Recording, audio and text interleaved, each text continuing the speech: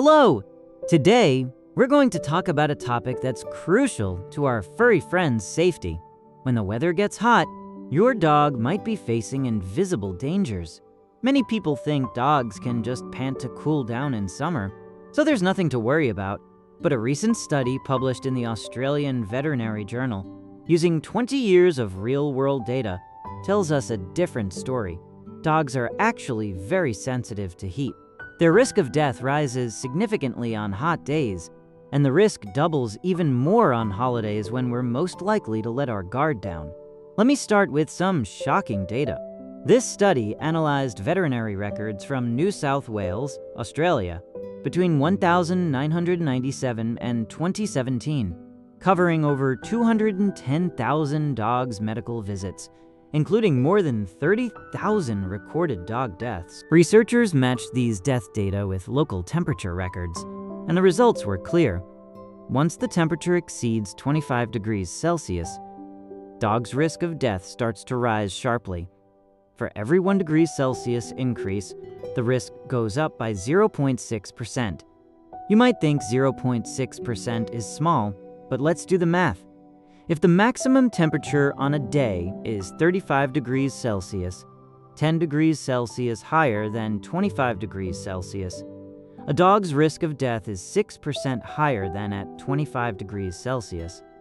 And on extreme heat days, defined in the study as days over 32 degrees Celsius, which are rare high-temperature days in the region over 20 years, the risk of death is 9.5% higher than on non-extreme heat days. This isn't a trivial number. For some heat-sensitive dogs, it could mean the difference between life and death. When it comes to heat-sensitive dogs, the study specifically highlights several high-risk groups. For example, brachycephalic breeds like French Bulldogs, Pugs, and English Bulldogs have short noses and narrow airways, making it much less efficient for them to cool down by panting. Experiments have shown that in environments around 32 degrees Celsius, brachycephalic dogs' breathing rates are more than twice as fast as those of other dogs, and their body temperatures spike more easily. There are also double-coated dogs like samoyeds and Alaskan malamutes. They are wearing what's like a thick cotton coat in summer, so they struggle to release heat. Large dogs weighing over 15 kilograms, senior dogs, and those with underlying conditions like heart disease are also more likely to be targeted by high temperatures. A friend of mine had a 10-year-old Labrador. One summer noon, they took it for a walk, and after just 10 minutes, the dog started foaming at the mouth and could barely stand. It was rushed to the hospital and diagnosed with heatstroke. We almost lost it. Later, we realized the temperature that day was 33 degrees Celsius, exactly the extreme heat day mentioned in the study, and senior large dogs face much higher risks going out on such days. What's even more surprising is that the study found that besides temperature, the day of the week or holiday also affects dogs' risk of death. Risks are much higher on holidays and weekends than on workdays. Data shows that the risk of dog death on public holidays is 2.55 times that of regular days, an increase of 155%. Among the days of the week, Sundays have the highest risk, 107% higher than Fridays, the day with the lowest risk, while Mondays and Saturdays are both 14% higher than Fridays. Why is that? Researchers explain that on one hand, owners have more time to take dogs out to play on holidays and weekends, like going to the park for a run or a picnic in the suburbs. More activity means more heat production for dogs, and combined with high temperatures, this easily leads to heat stroke. On the other hand, many veterinary clinics are either closed on weekends and holidays or charge higher emergency fees. When some owners notice their dogs are unwell, they might hesitate to go to the hospital, delaying treatment, especially in Australia. New Year's Day and Christmas fall and summer. High temperatures combined with holiday outings create a double risk, making these two holidays the deadliest for dogs. The average death rate on New Year's Day is nearly 3 times that of other public holidays, with Christmas following closely behind. You might be wondering, my dog goes out a lot in summer and has never had an issue. Why? Well, It's a bit like buying a lottery ticket. The risk exists, but it doesn't strike every time. However, when it does, the consequences can be devastating. The study mentions that heat stroke is the most severe heat-related illness in dogs, with a mortality rate between 14% and 50%. That means even if a dog is taken to the hospital, half of them might not survive.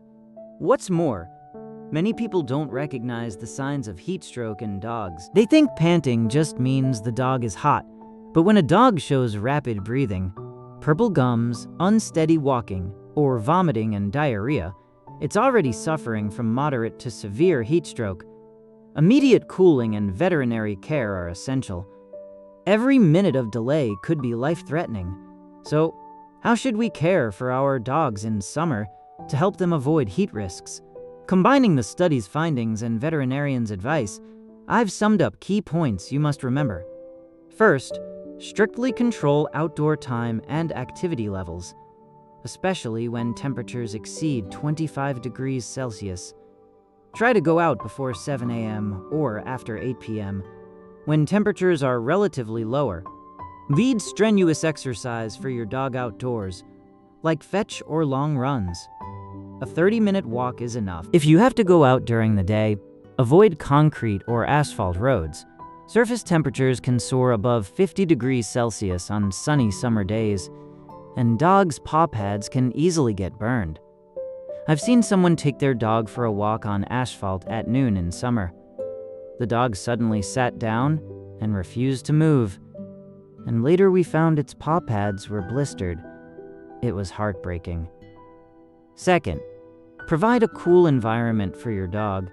Keep your home well ventilated. Use air conditioning or fans if possible. Never leave your dog on the balcony or in a car. Even with a window cracked, the temperature inside a car can rise above 50 degrees Celsius in just 10 minutes, and a dog will quickly suffer from heat stroke. You can prepare a cooling mat or ice pad for your dog, or place a frozen bottle of mineral water wrapped in a towel to avoid frostbite in its bed, so it can find a cool spot to rest. Additionally, always ensure your dog has access to fresh, cool water. Change the water in its bowl frequently to keep it from getting warm. Third, pay extra attention to high-risk dogs. If you have a brachycephalic breed, double-coated dog, senior dog, or one with underlying conditions, be even more cautious in summer. For example, brachycephalic dogs should go out as little as possible, even if the temperature hasn't reached 25 degrees Celsius. You can give senior dogs a gentle haircut, but don't cut too short. Keep 1 to 2 centimeters of fur for sun protection, and comb their fur regularly to reduce shedding and help with heat dissipation. For overweight dogs, moderately reduce their food intake and add light exercise in summer to help them lose weight. This also lowers their heat-related risks. Fourth, stay extra alert when going out on holidays. On holidays like New Year's Day or National Day, if you want to take your dog out, check the day's temperature in advance. Avoid long trips if it exceeds 28 degrees Celsius. Bring cool water and a towel when going out to cool your dog down at any time. Also, look up nearby 24-hour pet hospitals beforehand. If your dog shows heat stroke symptoms, you can get it to the hospital immediately. Don't think it's just a short outing. Nothing will happen. Many dog death cases in the study happen because owners let their guard down on holidays and let their dogs stay out in high temperatures a little too long. Tragedies that could have been avoided. Fifth, learn to recognize early signs of heat stroke in dogs and know how to handle emergencies. Early signs include rapid breathing, a fully extended tongue, thick saliva, and mild lethargy. Moderate heat stroke brings unsteady walking, red or purple gums, and vomiting. Severe cases cause convulsions and unconsciousness. If you notice early signs, immediately move your dog to a cool place. Wipe its abdomen, paw pads, and ears with cool water, not ice water. It can constrict blood vessels and give it small sips of cool water. If symptoms don't improve or your dog shows moderate to severe signs, take it to the vet right away. Never take chances. The significance of this study goes beyond just telling us dogs are sensitive to heat. More importantly, it uses 20 years of real data to remind us the threat of high temperatures to dogs is real, and it can be avoided with our efforts. As global warming worsens, hot days and heat waves are becoming more frequent. Dogs will only face greater heat risks in the future. As owners, we're responsible for protecting them. We can't ignore their feelings just because we don't feel too hot. After all, dogs can't speak. Their safety depends entirely on our care. Finally, I want to say, raising a dog is a long-term commitment. We should treat them well on ordinary days and be even more careful and alert in special seasons or days. Summer is hot, but with proper protection, we can still help our dogs get through it safely and comfortably. I hope today's talk makes you pay more attention to heat protection for your dogs, and I wish every furry friend can stay healthy and happy by their owner's side. If you have tips for caring for dogs in summer or have experienced a dog's heat stroke, feel free to share in the comments. Let's learn together and protect our furry friends. That's all for today. Thank you for listening.